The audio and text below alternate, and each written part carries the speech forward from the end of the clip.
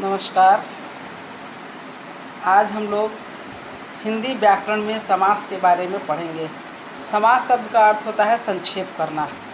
जैसे राजा का महल, राजमहल, उसमें का हटा दिया गया तो वो बन गया राजमहल। तो एक वाक्य को एक शब्द में कहना ही समास है, और जब उसको तोड़ करके लिखा जाता है तो उसे कहते हैं समास विग्रह। समास के कई भेद हैं: अव्ययीभाव समास, तत्पुरुष समास, बहुब्रीहि समास, बहुब्रीहि द्विगु समास, कर्मधारय समास और द्वंद्व समास। तो इस तरह से समास का पहला जो भेद है उसको हम कहेंगे तत्पुरुष समास। और तत्पुरुष समास के बारे में पहले समझेंगे। तत्पुरुष समास में पहला पद मुख्य नहीं होता है और दूसरा पद प्रधान होता है, मुख्य होता है। जैसे राजपुत्र, राजमहल, राजकार्य। तो इस तरह के दूसरे शब्द के लिए पहले शब्द को पूरा करने के लिए वो लगाया जाता है। महल कोई भी हो सकता है, छोटा महल, बड़ा महल, राजा का महल, मंत्री का महल, पुत्र भी किसी का हो सकता है। तो इस तरह से एक वाक्य को एक शब्द में कहना और अर्थ पूर्णतः वही स्पष्ट हो, वो कहलाता है तत्पुरुष समास। कर्मधारय समास में इसमें पूर्व पद विशेषण होता है तथा दूसरा पद विशेष होता है। विशेष होता है जिसके बारे में कुछ कहा जाए, और विशेषण कुछ विशेष बात, खास गुण को कहा जाता है। इसको कहते हैं कर्मधारय समास।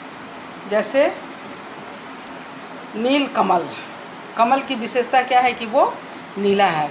कमल संज्ञा भी हो गया, कमल विशेष भी हो गया।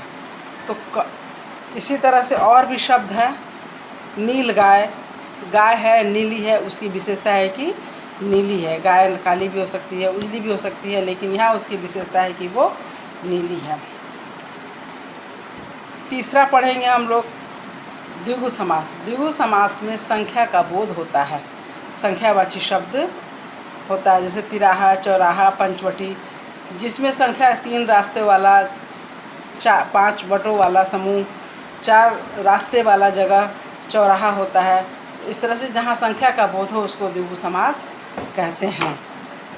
द्वंद्व समास, द्वंद्व समास में दोनों पद प्रधान होता है और लगा करके उसका विग्रह किया जाए।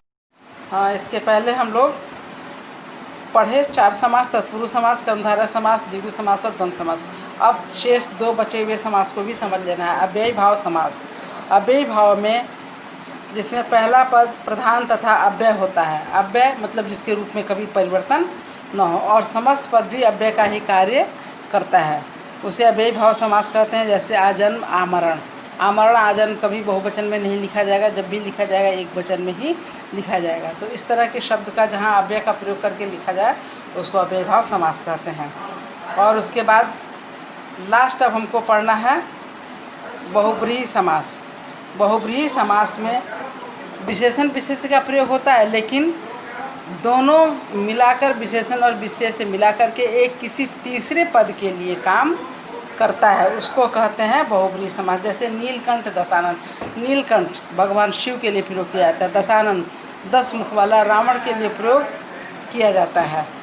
इसी तरह से दोनों विशेषण विशेष से मिला करके एक शब्द बनता है, और वो शब्द किसी तीसरे अर्थ के लिए जब प्रयोग किया जाता है तो उसको कहते हैं बहुब्रीहि समास।